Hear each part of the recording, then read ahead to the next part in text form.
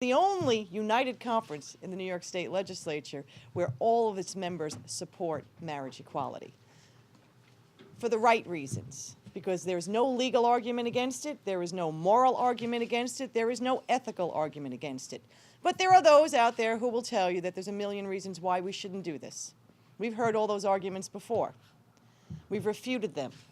Again, legally, morally, ethically, it's the right thing to do. But now they've come up with a new argument.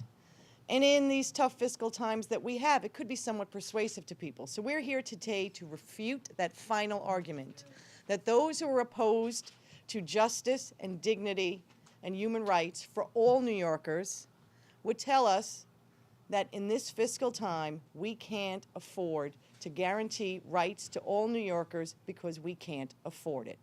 Well, today, the Independent Democratic Conference is going to refute that final argument that we can afford it.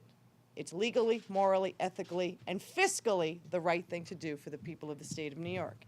Now I'm going to introduce Senator Carlucci, who's going to talk about the fiscal implications for the state of New York. Thank you, Senator Savino. And thank everyone for being here today. And as Senator Savino stated, that this is not only a human and a civil rights issue for residents in New York State, but it also has a financial impact. In this economy that we have right now that we're experiencing a downturn, we have, in our study that you've all received, we show that through very conservative estimates that this will have a huge beneficial financial impact on the state of New York. We expect that not only will a large amount of people from New York State get married, but we'll draw a large amount of tourists to New York State and people to come here specifically to get married. The estimates that we've put in the report, I believe, are very low. I was fortunate. I'm blessed. In January, I was recently married. My wife and I, we spent an awful lot of money on our wedding, more than the figures in this report.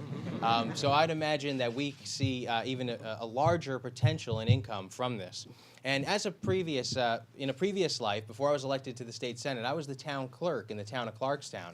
And I had the great privilege of issuing thousands of marriage licenses and actually performing marriage ceremonies for residents. We charge $40 per license, and that fee goes a long way to help make sure that we keep property taxes as low as possible throughout the towns in New York State. So we believe that through marriage licenses alone, we'll be able to generate over $4 million in the state of New York just in those licenses. So this is a great way to make sure that we are adding to the financial impact in our community. The numbers make it clear. This is not only the right thing to do morally, it also makes sense. So with that, I'm going to turn it over to Senator Klein that'll talk about the tax impact that this will have on New York State. Thank you, Senator Carlucci. We all stand here today, members of the Independent Democratic Conference, united in fighting to make sure that gay New Yorkers have the right to marry. We all know this is an issue of fairness. This is a civil rights issue. As a matter of fact, not giving gay New Yorkers the same rights as anyone else is discrimination. But we're here also to sort of use one more weapon in our arsenal to make gay marriage a reality in New York, economics. As was said earlier, there's a lot of money that's attached to weddings. The popularity of all the TV shows that chronicle marriages, I think only enhance the amount of money people spend every year on marriages. My job is to talk about the very interesting subject of taxes and how those taxes will benefit the state of New York as it relates to marriages. As was said earlier, reception costs a lot of money. There's flowers, there's meals, there's transportation, photography, limousines. If we just look at the sales taxes on all of those items, taking into account the amount of gay New Yorkers and out-of-state individuals who can marry here, we can generate $23 million in sales taxes over a 3-year period. The other issue that's been talked about is that if we give the rights of individuals, gay New Yorkers, to marry, we're only going to increase their eligibility for social service benefits. Well, I'm here to stand here today and say that's utter nonsense. It's just not true. As a matter of fact, most of the classifications that you look at shows that married applicants are generally less likely to qualify for assistance than single applicants, because same-sex couples are currently not permitted to marry in New York. They are more likely now to be considered single when applying for public assistance program.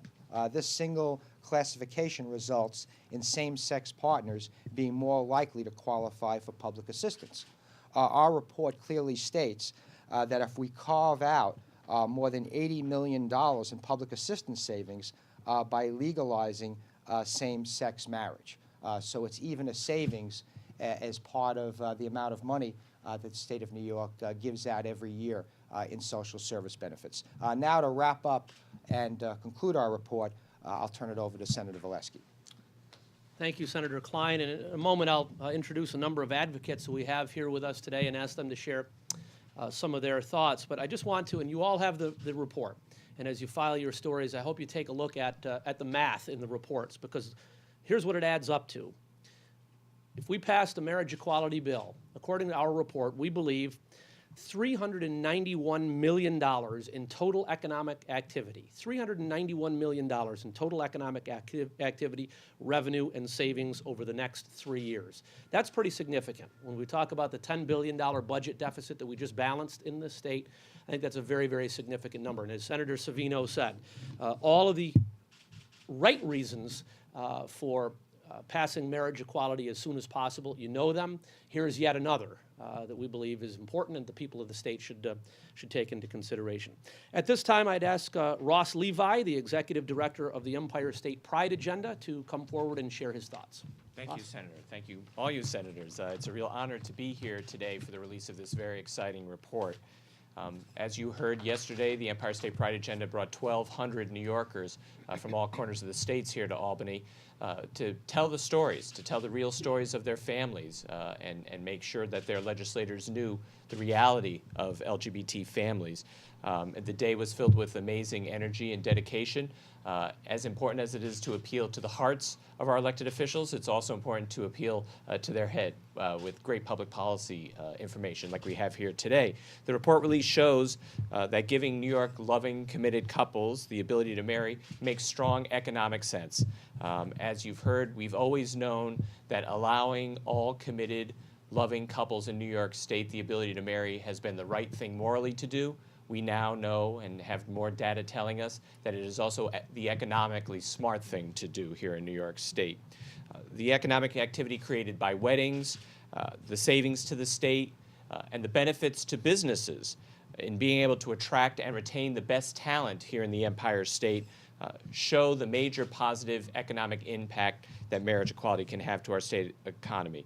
We all know that New York's economy is very fragile right now. We cannot afford to pass up smart revenue-generating policies, of which marriage equality is one. This is particularly true when this money is now literally flowing across the border to our neighbors, to places like Connecticut and Massachusetts and Canada and Vermont, where it is perfectly legal for same-sex couples to go and marry. Why are we driving people to go marry on the Canadian side of Niagara Falls when they should be doing it on the Buffalo side? Why are we driving them across Long Island Sound to Connecticut when they could be getting married at a lovely winery right on Long Island? This is a very important point in addition to the moral point that we've been making. We look forward to working with the Senate, the Assembly, the Governor to make sure that this legislative session, that all of New York's loving, committed couples have the ability to marry here in our home state.